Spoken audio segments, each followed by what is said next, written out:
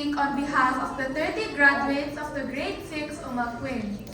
As we celebrate this special milestone, I am reminded of the song Carrera, which teaches us that life is not a race. Each of us has our own journey, our own challenges, and our own time to succeed.